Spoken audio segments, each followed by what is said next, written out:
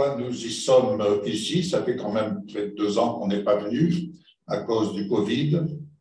Mais le Centre chrétien, depuis, je crois, fin 96, où pour la première fois, nous sommes venus en Alsace et on a eu la grâce de rencontrer le pasteur Claude avec son épouse Joël. Le Centre chrétien a été, et il est vraiment une terre, enfin, je dirais, une activité de mission à part entière.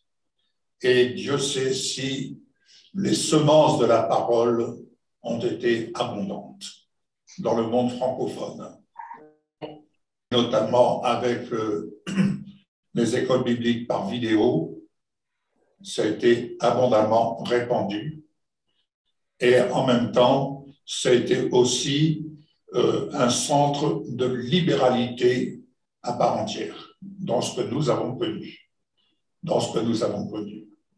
Alors, vous comprendrez que, comme on le dit quelquefois, quoique parties dans la patrie céleste, les offrandes qui sont parties du centre chrétien parlent encore aujourd'hui.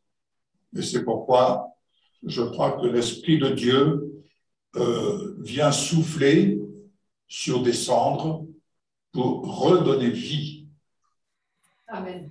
à cette œuvre. Amen. Redonner vie à cette œuvre. Et c'est pourquoi j'ai insisté. Je dirais que le Seigneur a incité sur mon cœur pour que la réunion commence ici, ce soir, en relation avec l'activité de Zoom à laquelle vous participez. Donc, en participant ici et ensemble, nous participons à cette œuvre afin qu'elle puisse retrouver vraiment la vie d'en haut. Amen. Amen.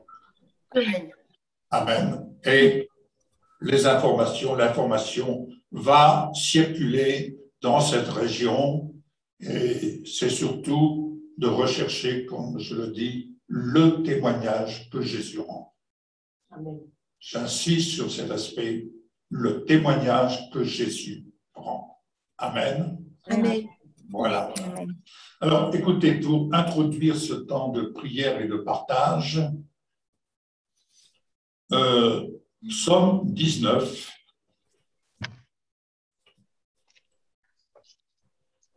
Psaume 19. Alors, je n'ai pas la Bible juive avec moi. Que je la cherche. Non. Psaume 19. Psaume 19, verset 8. Si quelqu'un là, il peut le lire. Psaume 19, verset 8.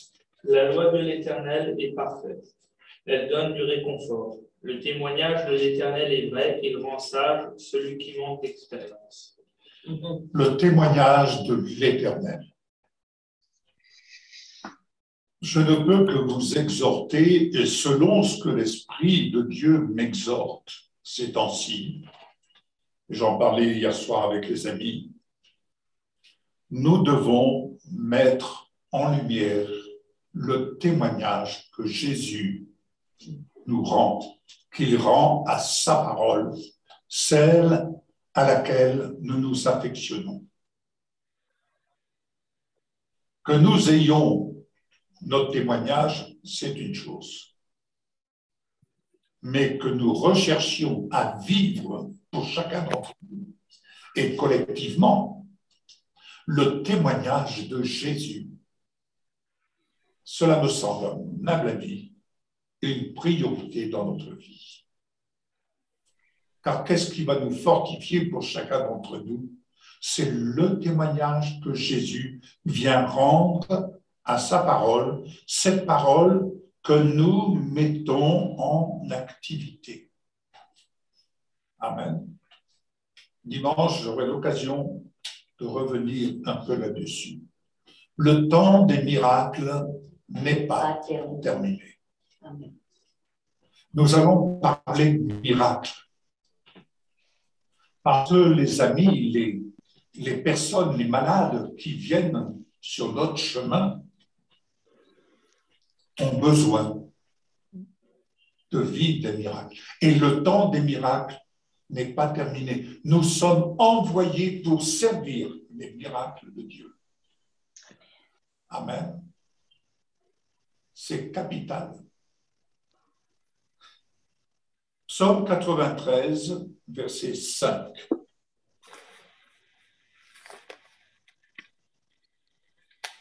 Je vous laisse lire pour celui qui trouve. Tes instructions sont entièrement vraies. La sainteté convient à ta maison, l'Éternel, jusqu'à la fin du monde. Alléluia. Lis ce verset, s'il te plaît. Tes instructions sont entièrement vraies. La sainteté convient à ta maison, Éternel, jusqu'à la fin du monde. Voilà, ces instructions sont véritables. Et vivre la foi de Jésus, c'est vivre les instructions auxquelles il rend témoignage. Ce qui fait la force du chrétien, c'est le témoignage que Jésus rend à sa parole sur laquelle il s'établit. Et quel que soit, je dirais, le contexte géographique, chaque chrétien qui porte ce témoignage est affermi, il tient debout. Il tient debout, où qu'il soit. Il n'est pas un assisté. Bien plus, il devient un faiseur de miracles. Amen. Amen. Il faut croire que vous êtes destinés, que chacun d'entre nous, on est destiné à être des faiseurs de miracles. Amen. Alléluia. Ce n'est pas une question de connaissance ou d'expérience. C'est une question de cœur. Et une question de foi. La foi de Jésus. Ce n'est même pas une question à cause de votre foi ou de ma foi, mais la foi de Jésus qui nous habite en fonction de ce qu'on prête l'oreille à entendre, à écouter et à entendre de lui pour agir. Jean 5, verset 39. C'est Jésus qui parle. Écoutez bien, vous connaissez ce verset, mais entendez Jésus dans votre cœur. Jean 5, verset 39.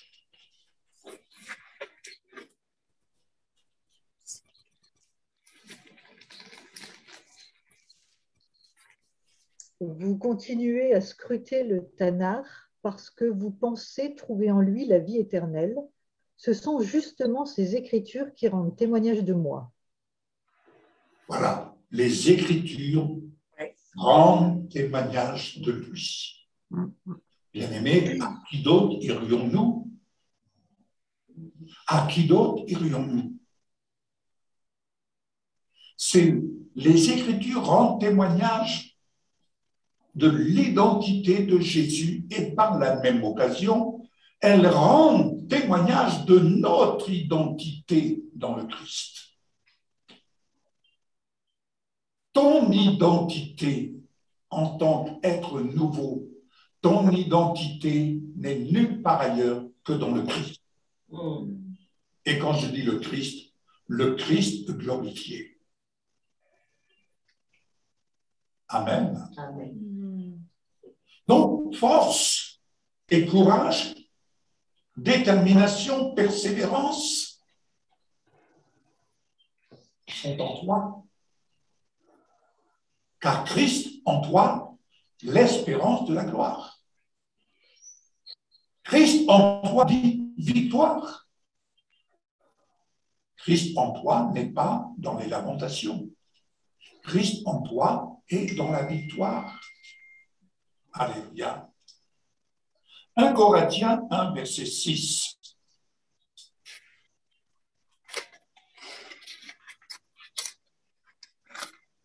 Alléluia, Jésus. Dans la mesure où le témoignage de Christ a été solidement établi parmi vous. Amen. Le témoignage de Christ est établi solidement. Solidement. Alléluia. Oui. Il est établi solidement. Donc, ne minimisons pas le témoignage de Christ établi. Il est établi dans ta vie. Il est établi une fois pour toutes. Fais fructifier ce témoignage. Fais-le croître dans ta vie. Alléluia. Il est établi solidement, c'est-à-dire, quels que soient les aléas de la vie, il y a une chose qui demeure éternellement, c'est le témoignage. Je pense que c'est une illustration que vous connaissez très très bien.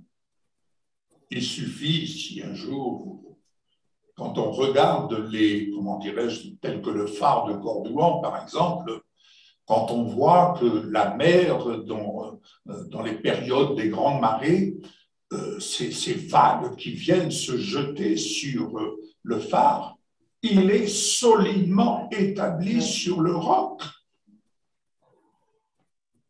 Et bien de même, nous sommes établis sur le roc. Si donc nous sommes établis sur le roc, est-ce que nous croyons que nous le sommes solidement? Amen. C'est le roc qui est solide. Jésus est le roc. Et quand on est établi sur le roc, on est dans le calme et la confiance. Alléluia. 1 Jean 5, verset 9, ce sera mon dernier verset. 1 Jean 5, verset 9.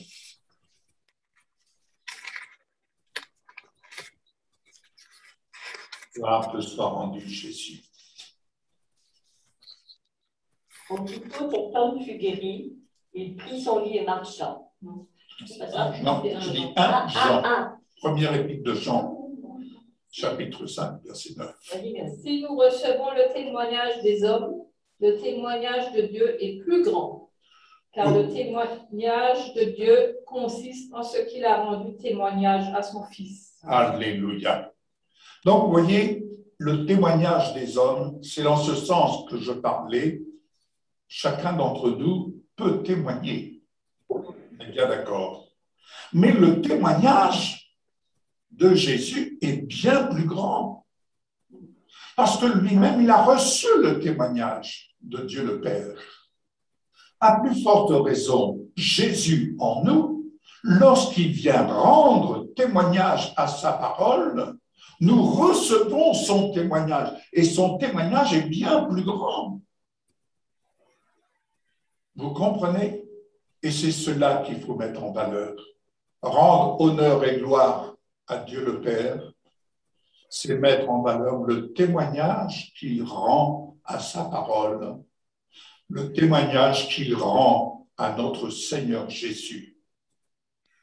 Et notre Seigneur Jésus, il est ressuscité, il est vivant et il intercède encore pour chacun d'entre nous. Amen. Donc, son témoignage est bien plus grand que celui que nous pourrions rendre, qui a sa place, qui a sa valeur. Il ne faut pas me faire dire ce que je ne peux pas dire, mais j'insiste sur le fait de porter notre affection, notre regard, notre attention sur le témoignage qu'il nous rend. Amen. Voilà la petite exhortation que je pouvais apporter en introduction pour ce temps de prière.